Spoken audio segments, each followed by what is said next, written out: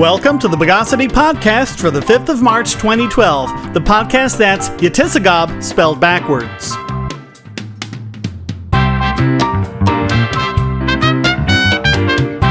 This is your host, Shane Killian. Let's fire a nail gun at the news of the bogus. We've talked before about how ridiculous the FDA gets by declaring everyday things such as walnuts as drugs that fall under their jurisdiction. Now they may have gone just as far as they can go. You'll never guess what they're considering a drug this time. Before I say it though, I want you to know that this is not from The Onion, this is not a parody, this is reality. The FDA now classifies as a drug and claims the authority to regulate your own body. Specifically, the stem cells that each and every one of us has, and which, thanks to decades of research, can now be used for therapeutic purposes. One of these therapies is called Regenex-C, which is a non-surgical treatment that can be used to alleviate joint or bone pain. Let's be clear here. The FDA has the authority, and we won't get into whether or not it's constitutional right now, to regulate drugs manufactured by a pharmaceutical company that you put into your body. It does not have the authority to regulate medical procedures that doctors perform on you. They can regulate any drugs that are used in the process, and any devices as well, but not the procedure itself. But the FDA claims that it can regulate Regenex-C because, according to them, your own stem cells are drugs. Quote, stem cells, like other medical products that are intended to treat, cure, or prevent disease, generally require FDA approval before they can be marketed. At this time, there are no licensed stem cell treatments. Yes, that's right. The FDA says that before you can use your own cells in your own body, your doctor has to get their permission. This isn't an isolated instance. The FDA has been attacking stem cell clinics for 4 years now, taking these clinics to court for violation of regulations that don't even exist. Why are they doing this? The FDA actually made it plain. In their brief, they state, quote, their cultured cell product could depress the market for out-of-state drugs that are approved by the FDA.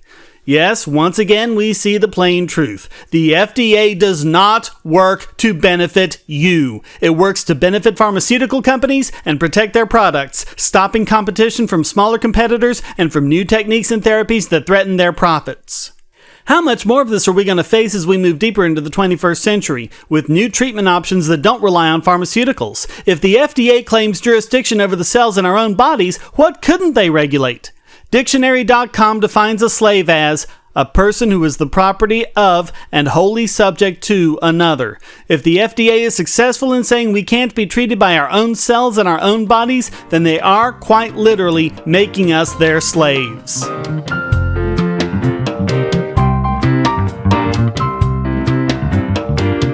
One of the most bogus aspects of American life that skeptics don't spend near enough time attacking is the MPAA's rating system for movies. With a very few exceptions, like the excellent documentary expose entitled "This Film Is Not Yet Rated," this ubiquitous system goes largely uncriticized. Recently, one more example of why this system is an example of horrendous cartelization involves a documentary entitled Bully, which features real-life experiences of 5 school kids abused by bullies in school. It's been anxiously awaited, with schools planning screenings of the movie to raise awareness, but all of that got cut off at the knees when the MPAA rated the movie R. They claim it's because of the language used in the film, which they say is inappropriate for children under 17. But the language was shouted by school children at a 13-year-old child. Once again, we see how out of touch the elitist and self-righteous ratings board is. Not only that, but here are some films that made the PG-13 rating: The Lost World, The Ring, X2, Fast 5, Limitless, and many more such movies which include things such as scenes of decapitation and dismemberment. It's hard to imagine bullying and strong language being any worse than that. Of course, if it's an independent film such as Blue Valentine, you get an R for just a single nude scene. And even that was the result of an appeal from the original NC-17 rating. Lee Hirsch, the film's director, said of the decision, quote, what makes the film strong is it's honest and real, and it's what really happens. To create that barrier to young people seeing it is a disappointment. It's the youth who are asking for this film, and they are the ones we need to activate. Harvey Weinstein, co-chair of the Weinstein Company, appealed to the board to change the rating to PG-13, which would let the movie be screened to children in the very age group that needs to see it the most. He appeared with Alex Libby, one of the bullied children featured in the movie. Despite Libby pleading with the board about the importance of children being able to see the movie on their own, not with their parents, the board refused, and the R rating stands. Of course, that means that Libby cannot go on his own and see a movie that he himself is featured in. How bogus can you get? But even worse, it means that it is now much more difficult for schools to arrange students to see the movie. In Cincinnati, for example, they plan to bus 40,000 students to screenings of the movie. Those plans are now scrapped. As a result, Weinstein said, quote, "The Weinstein Company is considering a leave of absence from the MPAA for the foreseeable future. We respect the MPAA in their process, but feel this time it has just been a bridge too far." Change.org has a petition online to try and get the MPAA to reconsider its bogus decision. At the time this podcast was recorded, they had over 191,000 of their goal of 200,000 signatures. Let's help them put it over the top. The link is in the show notes.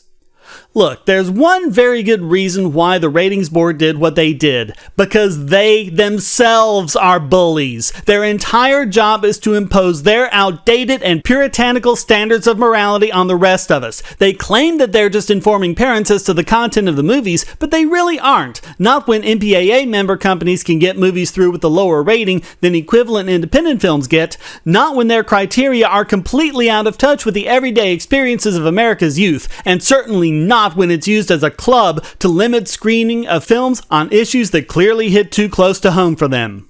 Besides, just try to gauge how graphic a movie is going to be based solely on its rating. You can do much better by checking out Rotten Tomatoes or Common Sense Media. The MPAA is not providing a service that isn't provided much better by others and with far less coercion involved. The MPAA claims that this system is necessary to prevent government censorship of movies. Sorry, but we've already got something for that. It's called the First Amendment. But when a government-supported cartel that continually uses politicians to make one unconstitutional law after another to protect their profits and their power and control over the industry, one really has to wonder what difference there is at all between this and government censorship.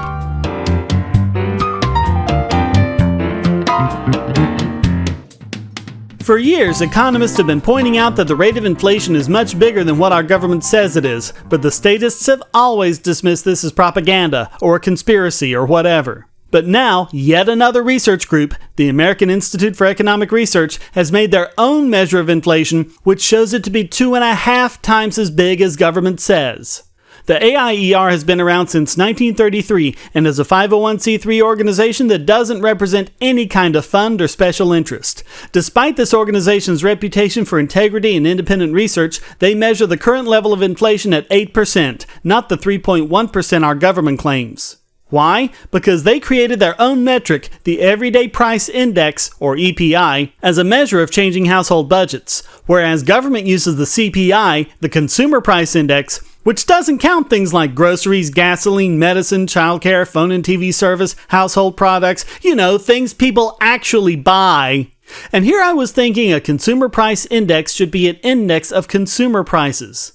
Silly me. But the EPI does count these things, and when the things that hit our pocketbooks the most are counted, inflation is shown to be much larger. Of course, that's the reason government doesn't include them, by their own admission. They're too volatile, they say. Sure, let's measure a change in prices by eliminating the prices that change the most. No cherry picking there. The biggest change in the EPI was in fuel and transportation costs at 21%, but even more modest price rises have been greater than the government's calculated inflation, such as food rising over 3.5% and prescription drugs at 4.2%. While it is true that the market basket in the EPI only makes up 40% of the household budget, they're the ones that people feel the most when inflation hits. A mortgage or car payment, for example, if it's fixed rate, won't go up at all. You could argue that, since it doesn't take more stable prices into consideration, that it overstates inflation the way government underestimates it. But there are 2 points here. One is that it takes so much longer for inflation to show up in the other prices, so it's hard to get a good current measure by including them. The other point is the EPI does lend credibility to other independent statistics. In between the government's measure of 3.1% and the AIER's measure of 8%, we have the measure from American Business Analytics and Research at shadowstats.com of 6.3%, using their SGS alternate inflation rate. It still shows that inflation is at least twice as bad as our government is telling us, because they don't want you understanding how much our currency has lost value. But there's another reason too. The current prime interest rate is 3.25%. If the government's measure of inflation is right, then the real interest rate is 0.15%. Pretty pathetic, but at least it's positive. But if these alternate measures are closer to the truth, then the real interest rate is negative, minus 3.2%, or even as low as minus 5%, depending on which metric is correct.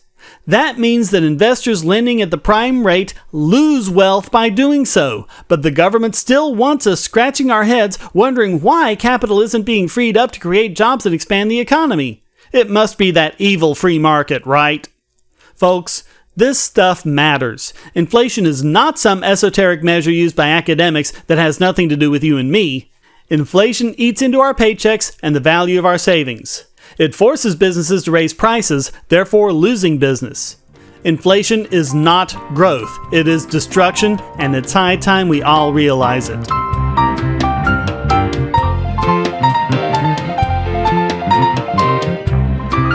And now for some good news. The state of Virginia, known early in our country's history for standing up against tyranny and oppression, has passed an act continuing that great tradition. The Virginia State Legislature has passed a bill nullifying the 2012 National Defense Authorization Act and its provisions allowing the federal government to indefinitely detain American citizens without charge. The bill reads, quote, "A bill to prevent any agency, political subdivision, employee, or member of the military of Virginia from assisting an agency of the armed forces of the United States in the conduct of the investigation, prosecution, or detention of a citizen in violation of the United States Constitution, the Constitution of Virginia, or any Virginia law or regulation."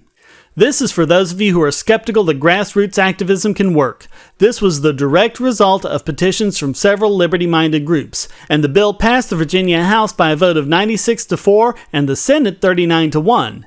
It now goes back to the House to iron out a few differences, but with these votes, it looks like passage is very probable. If you'd like to get involved, the ACLU has placed on their website a toolkit for activism and model legislation.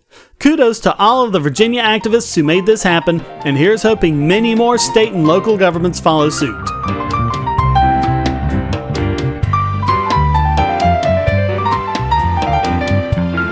And now it's time to tune out the interference caused by this week's biggest Bogon emitter. One of the biggest problems facing America today is the overreach of government, such as the things we discussed earlier.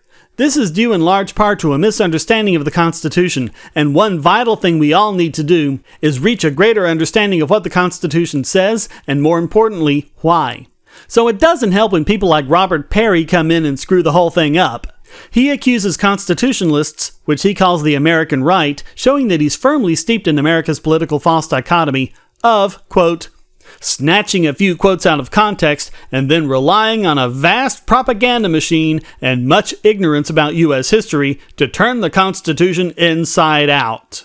He then proceeds to do precisely what he accuses the right of doing. Classic dogmatism. No school like the old school, eh? He claims that the intent of the Constitutional Convention, instead of heavily restricting the powers of the federal government, intended to do, quote, nearly the opposite. Of course, this is just a kindergarten black and white view of the convention. Those who really know history know that the convention was deeply divided between the Federalists, who wanted a strictly limited federal government, and the Nationalists, who wanted a central government with broad powers. The Constitution is the result of fierce debate between these two factions.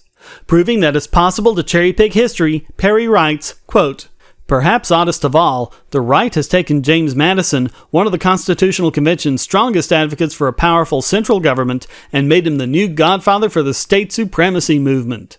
He went to Philadelphia in 1787, along with fellow Virginian George Washington and other national leaders, with the intent of creating a strong and vibrant central government to replace the weak version under the Articles of Confederation.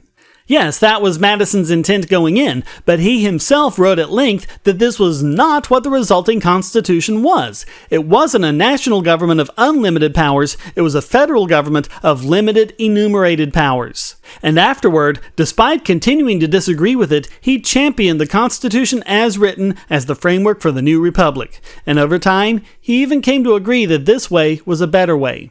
One document Parry apparently never read is the Virginia Resolutions of 1798, penned by Madison himself. This document, quote, views the powers of the federal government as resulting from the compact to which the states are parties, as limited by the plain sense and intention of the instrument constituting that compact, as no further valid than they are authorized by the grants enumerated in that compact, and that, in case of a deliberate, palpable, and dangerous exercise of other powers not granted by the said compact, that compact being the Constitution, the states, who are parties thereto, have the right and are in duty bound to interpose for arresting the progress of the evil and for maintaining within their respective limits the authorities, rights, and liberties appertaining to them.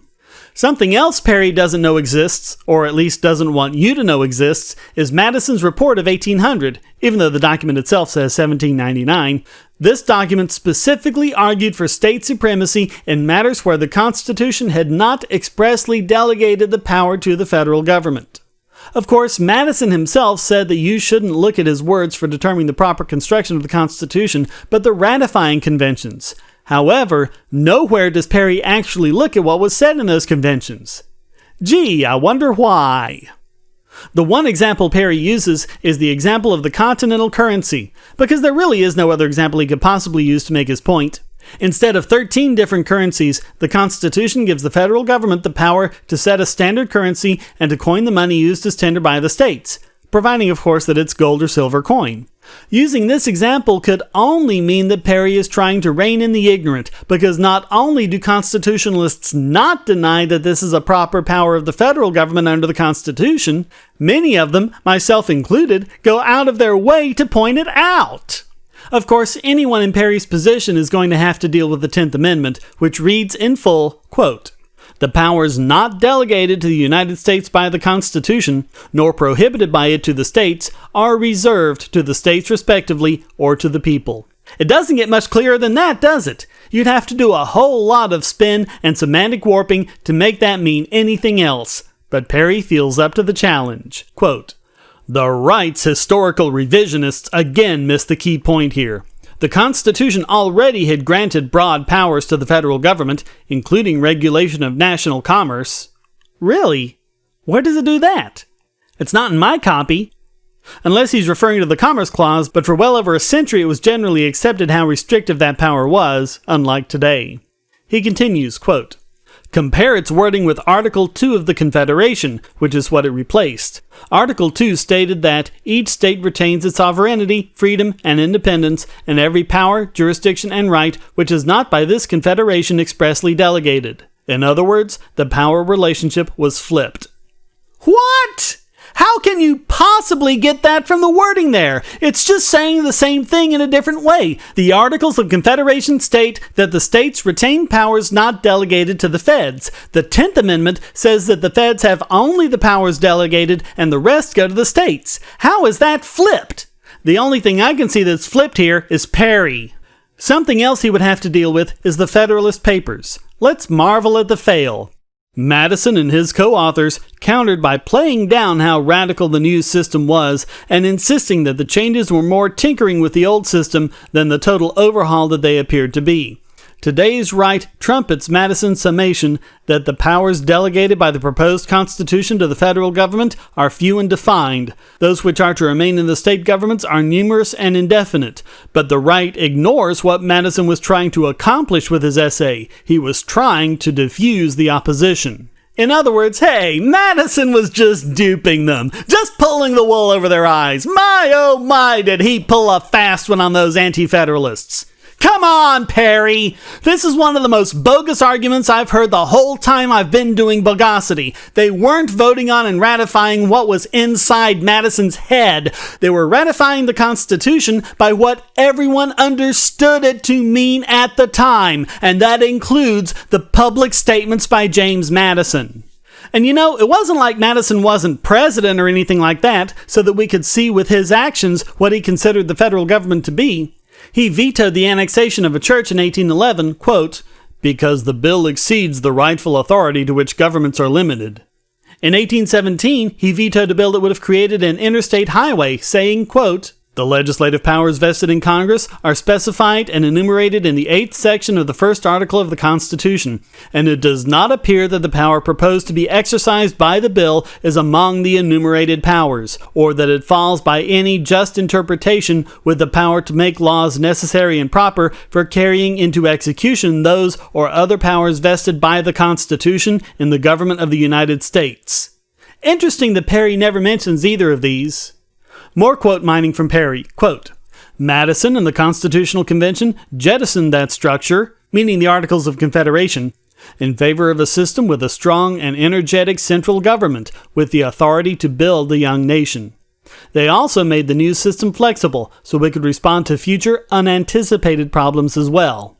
Yeah, that flexibility is in Article 5, where it describes the amendment process. They made it so the Constitution could be changed, but not arbitrarily, not on a whim. There's a process you have to go through to do it. Really, if it actually worked the way Parry says it does, then there wouldn't be any point in having a written Constitution in the first place. Finally, in desperation, he tries to associate the Constructionists with segregation and slavery. Really, it's kind of like Godwin's Law. As soon as they resort to that, you immediately know that they've lost and have absolutely nothing to back up their arguments. He doesn't even try to give a reason why a strict constructionist reading of the Constitution would lead to segregation. Mostly because it can't. Quite the opposite, actually. Parry wants you to believe that the Constitution gives the government all sorts of powers that aren't expressly granted. But not only is he completely unable to give them even one example, along the way he engages in revisionist history, quote mines, makes excuses, and tries to paint the opposition as racists. That is more than enough to make Robert Parry this week's biggest Bogon emitter.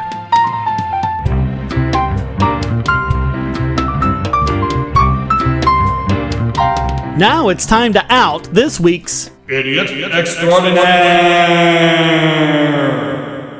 And as far as idiots go, it takes a big one to take something useless and turn it into pure idiocy. Case in point, Indiana Representative Bob Morris, who is taking on what he apparently sees as an evil, powerful enemy, the Girl Scouts.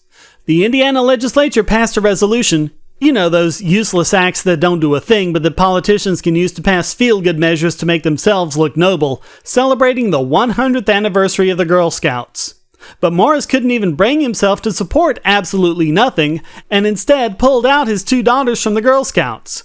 Well, at least he has principles, however moronic and screwed up they may be.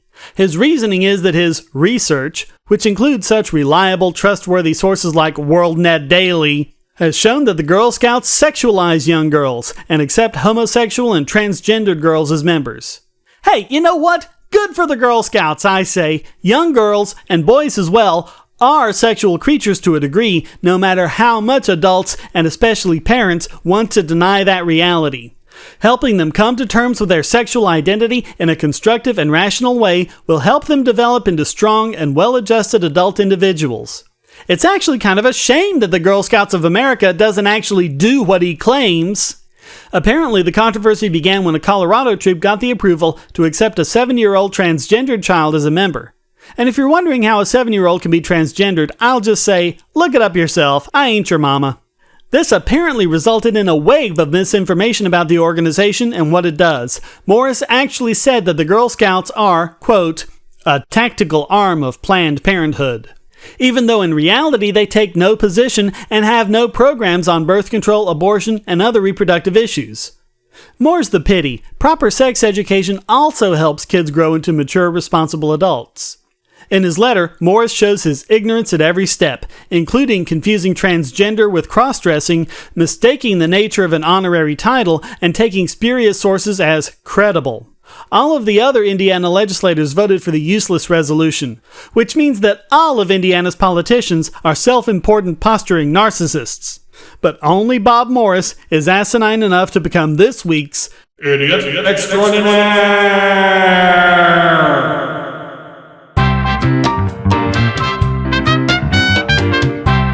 Well, that wraps up this androgynous edition of the Bogosity podcast. Please visit the forums at bogosity.tv, where you can read the show notes and participate in discussions about these subjects and anything else you'd like. And if you'd like to participate in the Bogosity podcast, you can send a question, statement, news article, or rant to podcast@bogosity.tv. If you put it in an MP3 file, it just might get played in the podcast. Thank you for listening. Until next time, here's a quote from Julia Serano. I am rather disturbed by the fact that so many people who are neither medical professionals nor trans themselves feel that they have any right to ask us about the state of our genitals. The Bogosity podcast is licensed under Creative Commons Attribution Non-Commercial No Derivatives 3.0 Unported license.